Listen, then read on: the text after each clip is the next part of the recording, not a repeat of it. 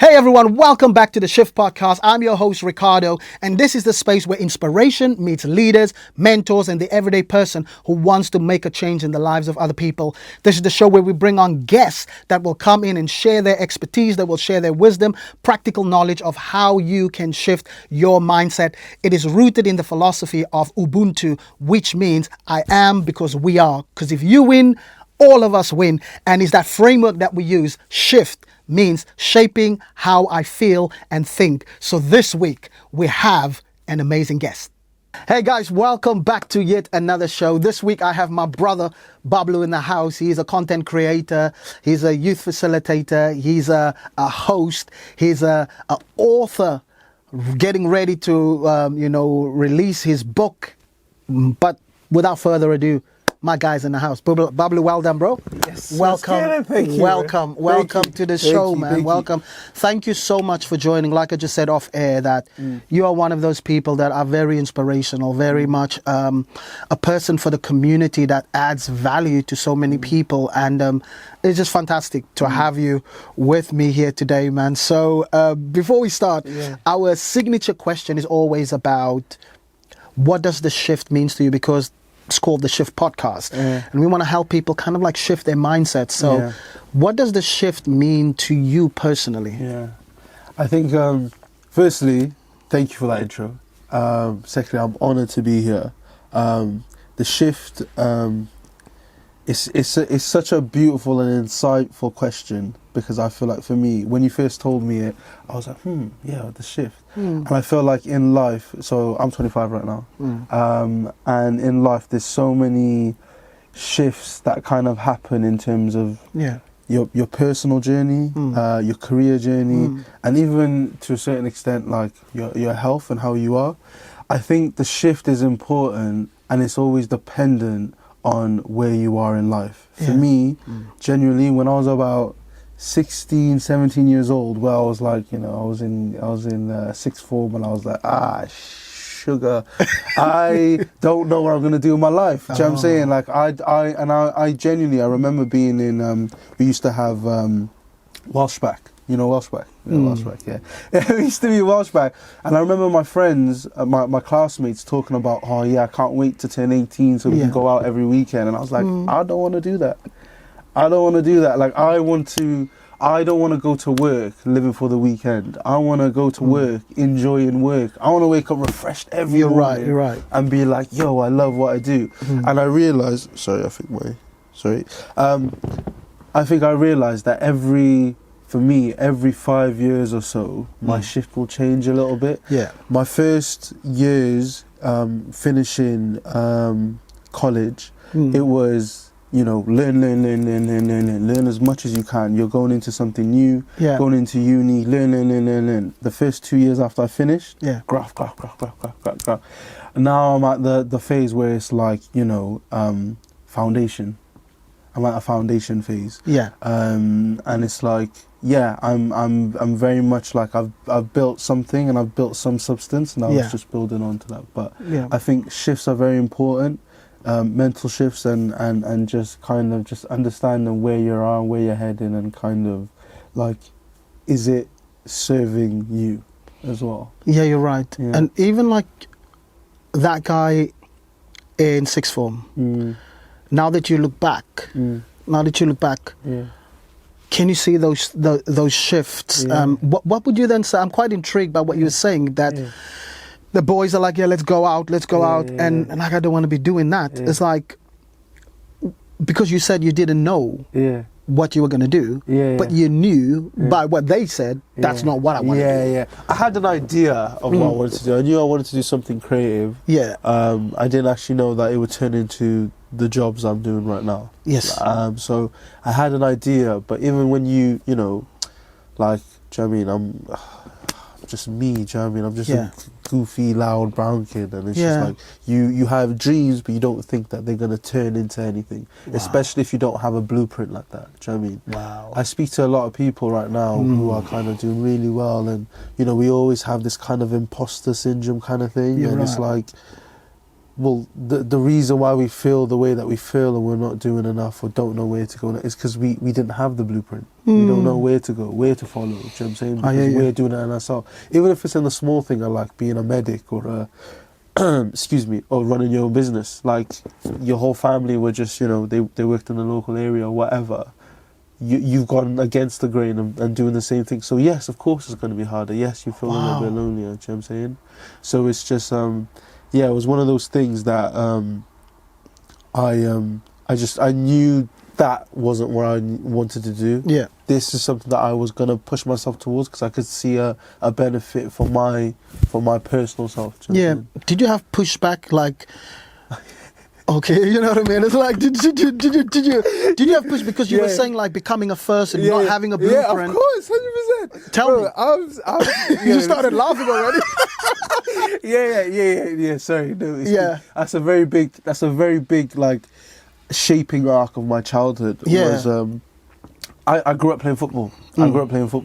But I really enjoyed drama in school. Because of my teacher, she kind of in school. I wasn't a bad student. I wasn't a great student. I was in between. I was naughty enough that I didn't get expelled, but I get sat out of class. You know what I'm saying? I get sat out of class, but I wouldn't get expelled. That was my. Do you know what I mean? I was respectful to teachers, but do you know what I mean? I just didn't listen from time to time. But like that was me in a nutshell. Like I wanted to do good, but a lot of the times I was distracted in whatever nonsense. And drama was the thing that like I felt like I could be me. Do you know what I mean? Like my teacher gave me that thing of like, Bablu, like you have something here. Like, and in other classes where I was a bit of a disruption, I became a leader in this class. I became like a creative. I became one of like a higher student. Wow. And I like it was not only it wasn't the lesson, it was my teacher that instilled that in me. Yes. And it was like, bro, when I say to you, man, like, wow. So every year before you actually do the parents' evening, you'd get a report home. Yeah, you'd get a report home. And a lot of the times the report would say, you know, oh, Bablu's this and this. You know, he's okay if he wasn't so disruptive and he wasn't distracted. All the time, just say like this. And then my mum would go into school and a lot of the times, and when she came to my parents' evening, it would be really bad. It got to a point, where she was like, listen, look, this is the last time I'm coming here now. Yeah. I'm not coming back to a school where they're going to tell me how bad my son is. You either fix up or I'm not going. And that like was I was like in like year 8, I was like in year 9, that kind of vibe. And I was like, that really like stuck with me. Yeah. Like you know, I'm a second generation British Asian, South Asian, right? So like even though like my mum was born in this country, she still has the lifestyle from her parents, right? Yeah, the culture. So that's her way of living. Like it's like it doesn't matter if you find it difficult. You go, you do your thing, you get your job done, you come home. Like that's the kind of vibe. And so like the fact that she told me she wasn't gonna come, I was like, see a support structure. Yeah, I was like,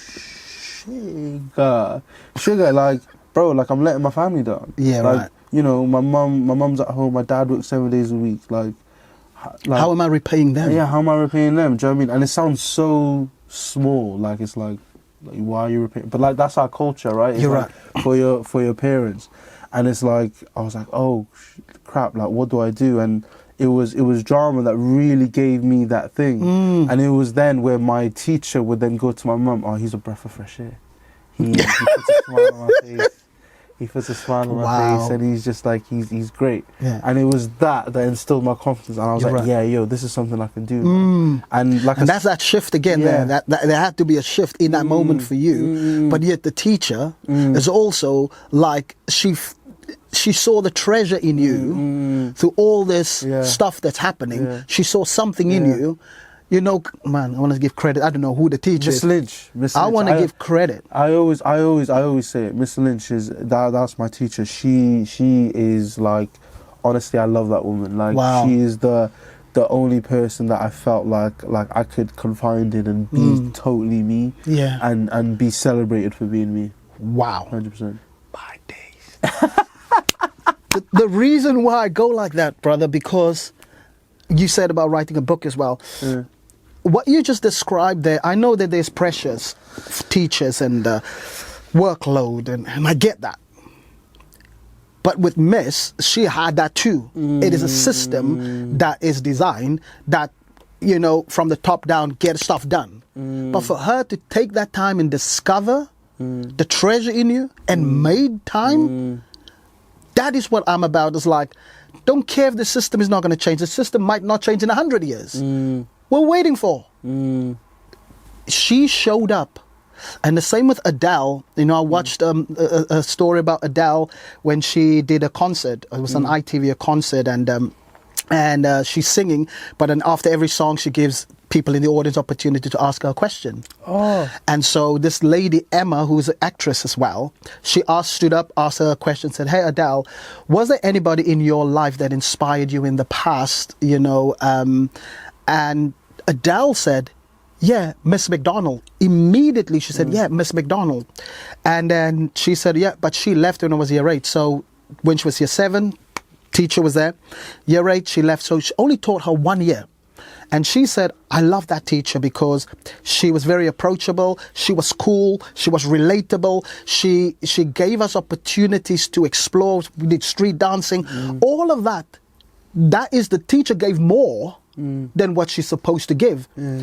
Adele mentioned this lady's name, and then Emma said, "Oh, that's funny." And you know, whenever they say, "Oh, that's funny," well, is she here? Is she here? And then Miss McDonald was in the audience, so she comes up to Adele, and Adele grabbed her because she taught English and literature. The songs that we enjoy now was a teacher that provided the atmosphere, the space for her to grow in.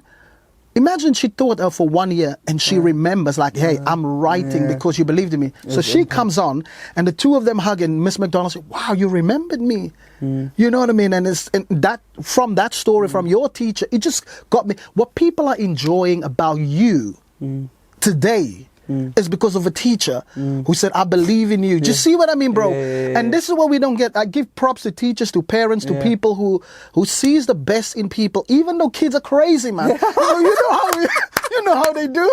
You know what I mean? They are crazy. But if you can look past the craziness into the treasure and bring it out to them without patronizing, you bring it to them. And that was just my thoughts that just came to my mind based on this teacher. We enjoying you now because of a teacher who believed in you. And I want to say to every teacher out there, don't be weird. just show up. Yeah, man. Love and bring the best out of people. So, man, yeah. No, it's beautiful. It's yeah, and you're right. I think I wouldn't, without Miss Lynch, I wouldn't be doing what I'm doing right now, to be honest. And when you after your mum gave you that, how did things change? Bro, you know what? Even to this day, nah, she's cool now. She's all right, man. Like my mum she's very typical South Asian. You know, it's like, so mum, I got a job. Okay, how much does it pay?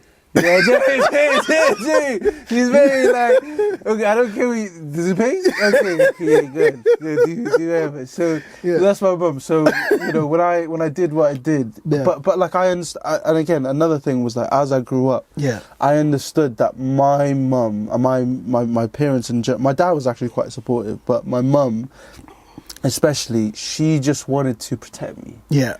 You know, they came from, you know, when they were growing up, their first generation, right? So, you know, their parents were working in factories and whatever, the low-end jobs, and it's that stability, right? And it's like, you know, we don't want, from my mum or my parents, they're like, we don't want you to struggle. You're right. It's not like we don't want you to do what you want to do. Yeah. We just know that sometimes when you do what you want to do, it doesn't always work out. Yeah. You know what I mean? And I was like, well, I raised you, mum, because I'm going to do what I want to do, and it is going to work out. That mindset. Wow. Yeah. But it's funny. It's funny because but even in that sense, because it's like, because I feel like when you're a little bit younger, you especially as a guy, I don't know, but like for me, like when I was like 18, like, you know, you have a, you know, you get your shoulders a bit strong, and you're like, I'm gonna do this, and and then you face the reality, and you're like, you know, you tell everyone and you prove everyone, like, watch, I'm gonna do it, and you convince them, watch me do it. Then you face the biggest hurdle and it's yourself. And it's like, imposters. That's what I'm saying, and it's like, damn, can I really do this? You know, I made such a I made such a thing about doing it. You said it. Yeah, I said it, and I know I'm going to do it, and it's like, okay, but how far can I go? Yeah. Do you know what I mean? Like, I've made the right steps, I made the necessary steps. Yeah.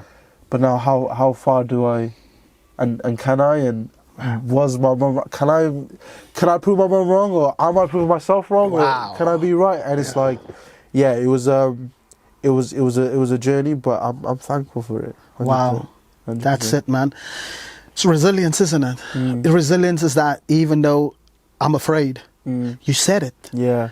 And that's the kind of thing, because they can now tell you, don't be mad at me. Yeah. You said it. Yeah. I'm just saying to you what you said. Yeah. And it's like, I shouldn't have said it, or, you know. Yeah. But take us to the creativity of where you are now in terms of like, I remember when I met you, it's weird, like when you see yourself in people, I would see myself in you in terms of like, you know, the three things that you're saying is the laugh, learn, and inspire, you know. That is my ethos as well, you know, laughing, we out there, you know, and it's contagious. It's infectious, you know what I mean? But when I saw you, I knew that this guy carries something that is more than just what he does. It's this energy that you give. Where did that come from in terms of like just that laugh, learn, and inspire? I appreciate that, and I feel mad seen right now. So I'm trying to adjust. Probably. I'm not used to that kind of thing, but.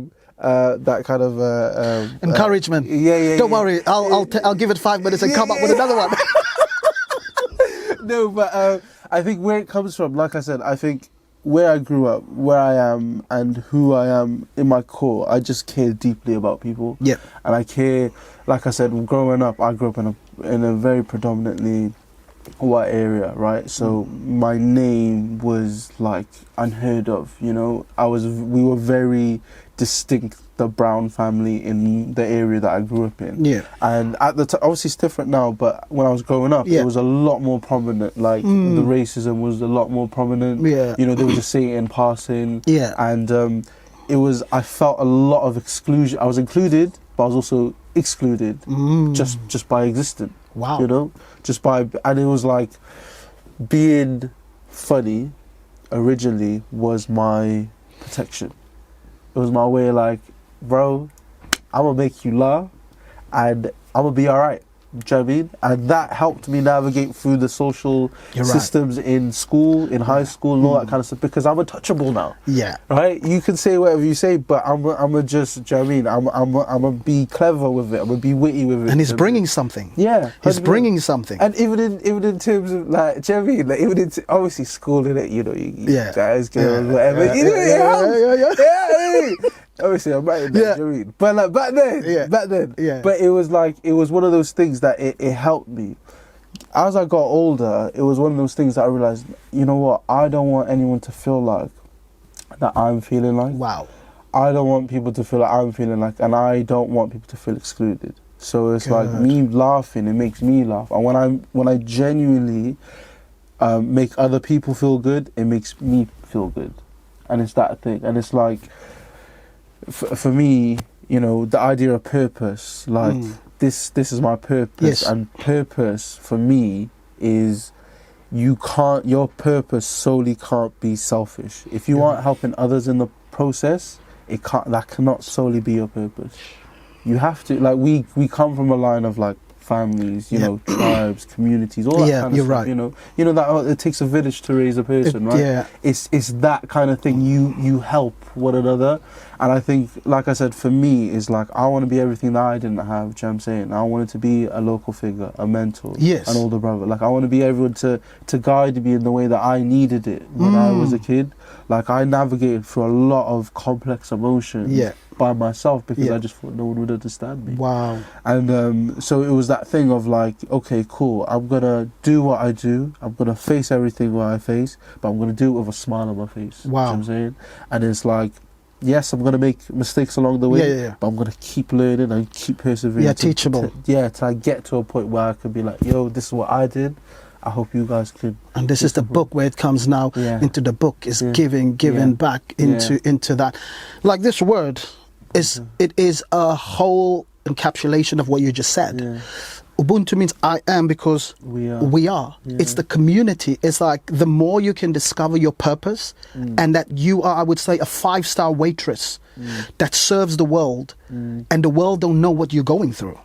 But you show up and you serve people and the chef is everybody's just serving you. And when you give somebody a tip that didn't wanted a tip, didn't expect a tip, the emotion that will come out, because like I sometimes when I tip waiters or waitresses and I tip them well, just like, and then like, you don't know what, you don't know how I needed this, and then they start telling their story, and you think, wow, I didn't know, but because you show up by purposefully serving.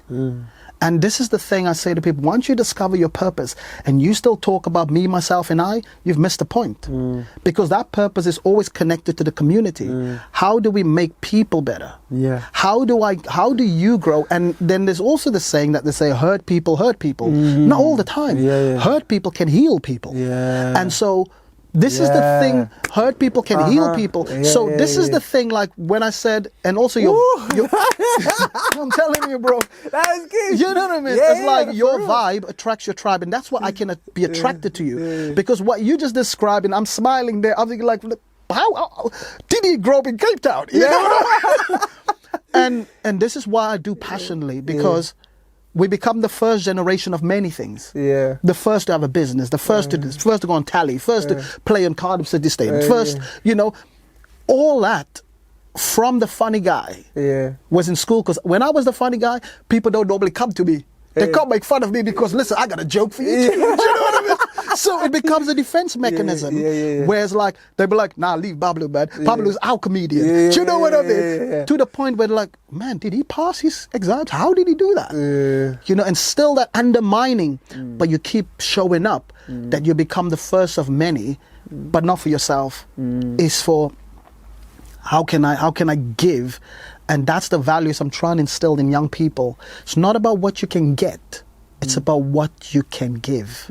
So what do you have? What do you have? If you want to be a host, or if you want to be a presenter, I got some people in Cardiff that I can connect you with, but please make sure that you don't use my name for bad stuff. Do you know what I mean? I can give you a platform.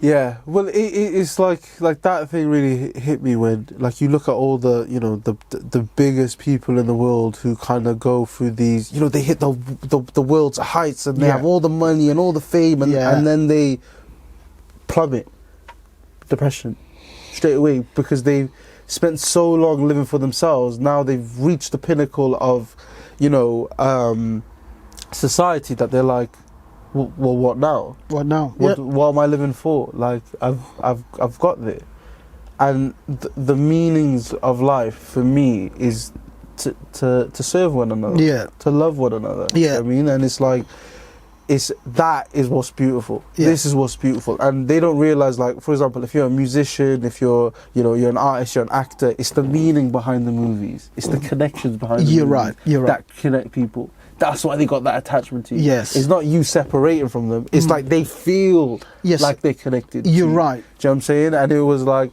I want to be that. I want to be like, I don't want people to, I want to be able to be like, yo, I walk down the street and someone can chat to me. And be like, yo, Babs. Like, oh, yeah, what's good, man? Approachable, yeah. Yeah, do you know what I'm saying? Like, I don't want you to feel like I think I'm better. I think I'm below. I'm thinking I'm just human, bro. Like, let's chat. Let's do you know what I mean? And you need to navigate through all that stuff you've been through, shifting it into now presenting. And you are presenter as well. Do you know what I mean? And Yeah, but the book in general is just about, like I said, it's my thing of just being everything that I didn't have, and it's almost like a book, a guide, something to give my younger self and be like, yo, read this, take what you need from it.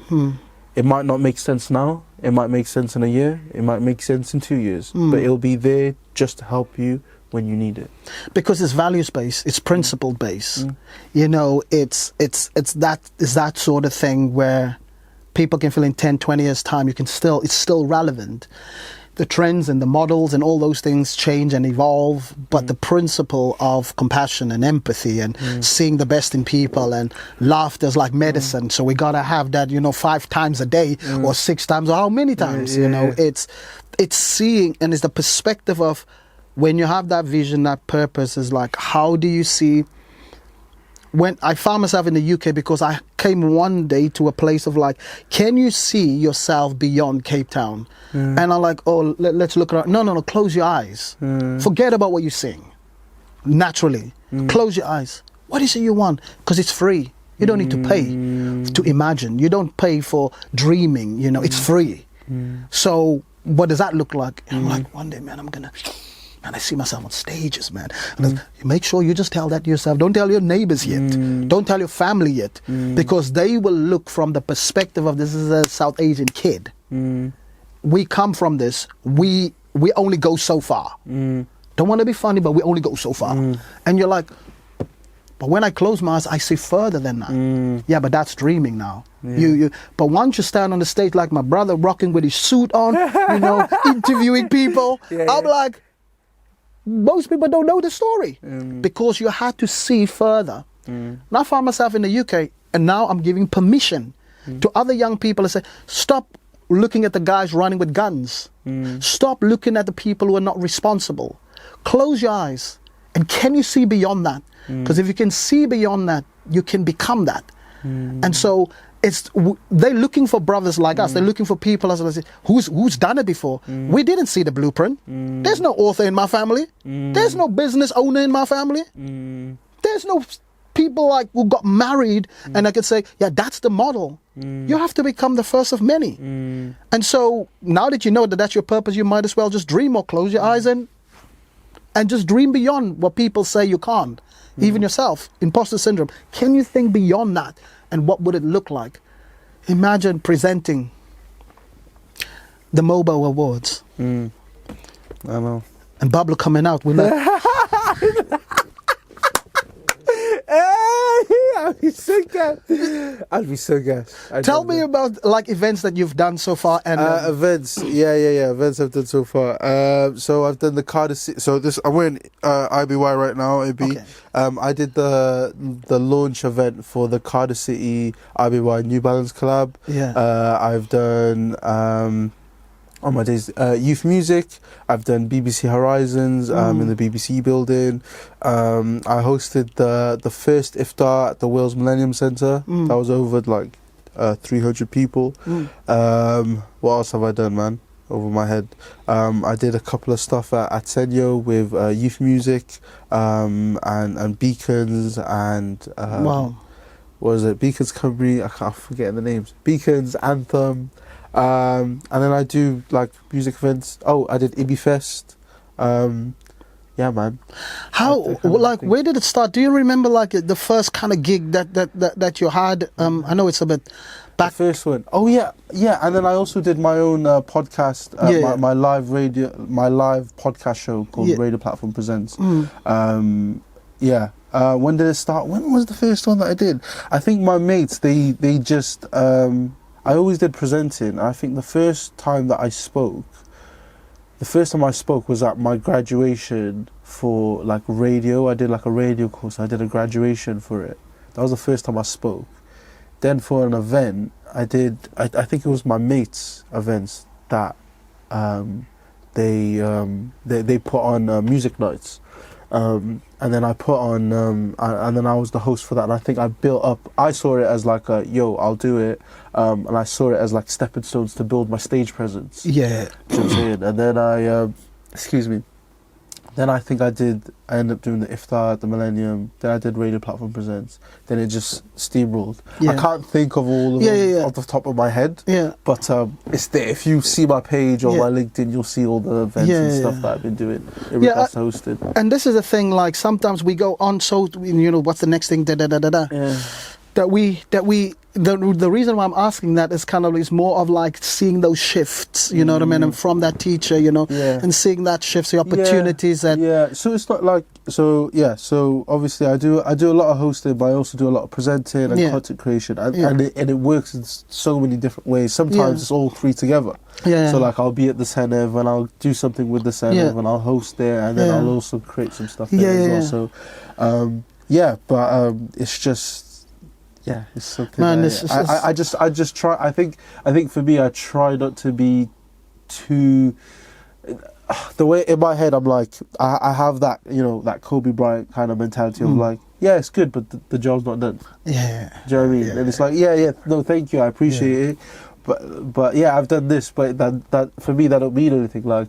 That is just a status thing. My thing is people, right? Yeah. So it's like, this is great and it's brilliant and it's so. And in the earlier stages, it was like, oh look, I'm doing it. Yeah. Right. And then it was like, okay, cool. Now I'm a professional, and I'm doing. The reason why I do what I do is to help people, is to serve people. Is that if I am hired for a private sector event, is to make sure yes, it's informative, but I'm also making sure that everyone in their seats enjoy their time. Exactly. That's the whole thing. But I'm also from the mindset of in football. So Klopp at the time, Klopp, you are leading like 12 points. Like surely now you could say you can say you can win the league. Of course you are. No, next game, one game at a time, and that's a good thing. For me, it's where does the celebration comes in and when do we celebrate? So do we now wait first for the next 10, 15 years? Or some people will come to our funerals and say, oh, this guy, he has helped me. We're not celebrating our milestones. And I'm a guy like, I want to celebrate my milestone. And then I know but tomorrow's back to work. Where some people, it's like there's always more. But there's also you've already conquered, you've already shifted that. Can you celebrate that? Pause, write it, document, and put it somewhere. And then you move on. That's what I've learned all the time. So when I wake up after this podcast, it's the thing, man, that was fire. I'll go crazy. No. And then tomorrow, it's like, now I need to add to that. Because if we now wait for retirement to say, yeah, man, or you're going to get a watch. Well done, mate. There's a watch for you. A watch? You've been a watch for all that years. Hey, I'm not looking for the watch. I've been celebrating myself each day, every milestone. And so now I can sit back. And if you don't know, there's the book. There is the video. There's the movie. There's this. There's this. It's not to forget to celebrate, because that is the catalyst again for how I'm going to enter into tomorrow, enter into next week. But we forget, so many people forget about how well they've done from where they came from. No, you're right, 100%, 100%. And I think it's that, there's a couple of things. I think one of them is like, because you're, like the way that the world is built, it's like there's always that next thing, the next thing. Another thing is like, you kind of get lost in your own achievement. Sometimes people can get so caught up in it that they don't advance from it, and they're like, oh, but I did this, so I deserve it. That's 5 years ago, mate. But that's what I mean. And it's like, and you're right. And you, like, I think for me, it's weird.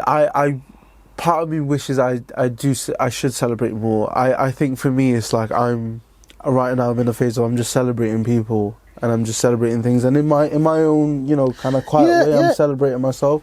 So you are celebrating. You see, it doesn't matter. It doesn't need to be on video. It doesn't need to be this. It doesn't need to be.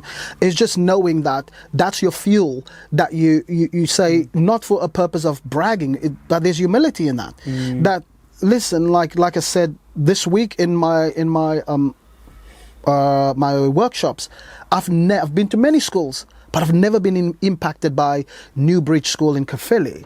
I did 7 sessions about Ubuntu, and I'm getting the Instagram is beginning to blow up. Kids actually say, hey, I'm actually now applying that in my life, in my family, in my friends. And you think, oh my days, I've never seen it like that. I'm gonna celebrate right now. Yeah. I'm not gonna wait for I feel good about that, because I was there to serve. I wasn't there for the accolades. Yeah. I was there to serve, and through the serving, they feel good. And what about you? Yeah.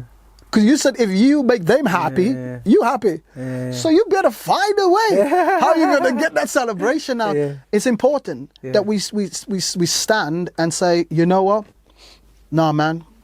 Not for bragging purposes, but just for, it grounds their humility.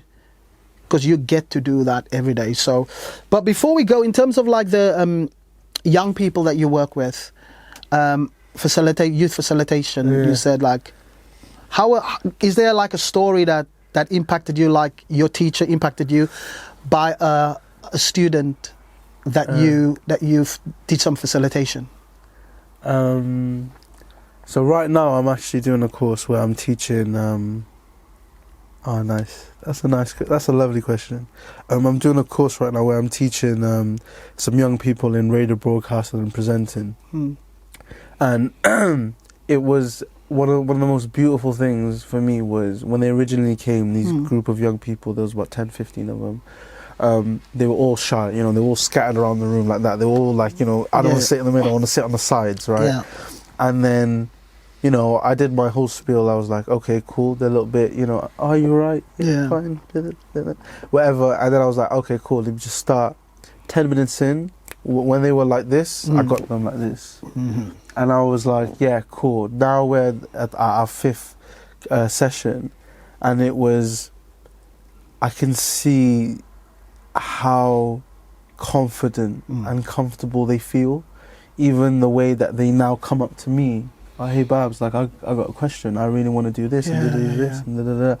And it's like, yeah, that's beautiful. I that is what I kind of live for, to see other people do well. Yeah. One of the other young persons that I used to chill with, I used to mentor, and he used to just come. So I work in the World's Millennium Centre, and he used to just come in, and he would just chill. He wouldn't really do anything. I'll do my work. I'll be like, yeah, go and play pool, man. Like, if you need any help. Like, he's like, oh, I'm applying for a CV. I want to do, I need a job, part-time job. He was like 18 at the time or whatever.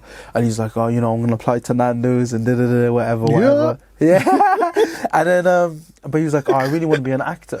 Sorry. The reason why I was just started laughing, I can see Ruben in the background. As soon as you said Nando's, yeah. But he was like, I really want to be an actor. And I was like, bro, of course you can. Yeah. Do it. Of course you can.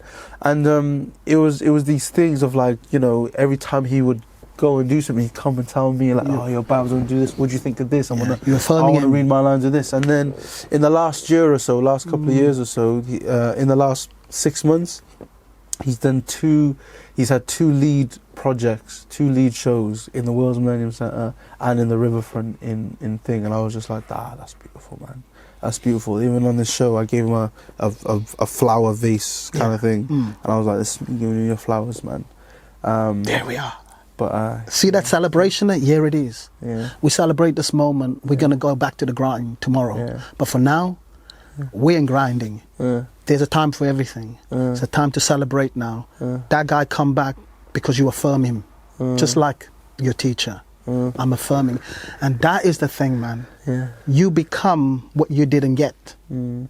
Hurt people, heal people. And Bablu, like you say, bro, we have to laugh, learn, and inspire.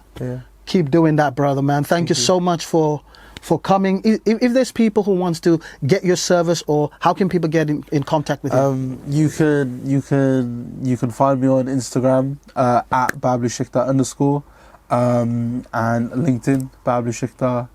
You can email me you'll find my email. I'm not gonna say my email on this. You could just find it on my bios and that. I'm on Twitter, Bablu Shikdar, same thing. But can I plug something real quick? Yeah, so I'm writing a book. My book is, I've been writing a book, and I wrote it when I was 22, and I wrote in my notepad. Literally, I wrote in my little diary I had, and I just, you know, like how a poet might, you know, you gotta be like, I love is this, but yeah, it's called The Notebook of a Class Clown: A Life of Lessons, and I've almost finished it. Kind of the manuscript's almost done, and just the what I want to say about it, it is half memoir, half self-help, and it is based on all the lessons in my life that I feel like are important to pass on. Earlier you were saying about there's a lot of resilience in there, about what kind of there's parts of my life, and that's what the book's about. It's about, there's a little bit about battling bravery with courage and the importance of resilience. You know what I'm saying? Because life is going to knock you down, no matter how much, do you know what I mean, how good you are, how you know, up you are, whatever it is, it will knock you down. And even if you're sad, it will beat you up even further. Yeah, that's just how life is, and that's the reality. But it's like, how can we combat that? Do you know what I'm saying? And even in the book, I talk about my kind of mental episodes of, like, you know, I had this whole thing about not being a good dad, bro. Even, I have no kids, by the way. I have no kids. I wasn't even married. I was like, do you know what I mean? And it was like, I was just like, how the hell am I going to be a good dad? And it was the idea of good character and resilience and fighting my childhood traumas of, like, you know, we always think that we're going to be a good dad or a good parent. I'm going to be the best parent ever, man. You watch me. My kids ain't never going to go through anything I went through. You watch, I'd give them everything, the best school, the best shelter, all this. But that doesn't mean that life is not going to hit them in a way. Like, similar to your mom and dad. They had the same for you. Exactly. One of the best for you. Exactly. And it's like, it got me realising, oh, right, like, pops and mum did the best thing they could. 100%. And it was that thing of, like, okay, cool, the importance of character, good character, and resilience, and like, okay, cool, whatever's happened, cool, cry about it, be sad about it, yeah, cool, but how are we gonna combat this? But yeah, anyway, sorry, I went on a tangent, but that's my book. It's coming out soon, so yeah, like, if it helps, if it supports, let me know. But you're gonna come back, man. You're gonna come back, and we're gonna help launch that book for you as well in here, and let people know more about that book. It'd be amazing, man. So thank you so much for that encouragement, man, and thank you for who you are. Thank you. Love, learn, Ubuntu. Exactly, man. Guys, thank you so much for joining us. Subscribe to the YouTube channel, you know, and also think about what my brother said today. Is like, how can you create your own shifts? And the thing is if you've been through some tough times, remember, hurt people can heal people. So, Bablu, thank you, man. Thank you. Catch you on the next one. Peace.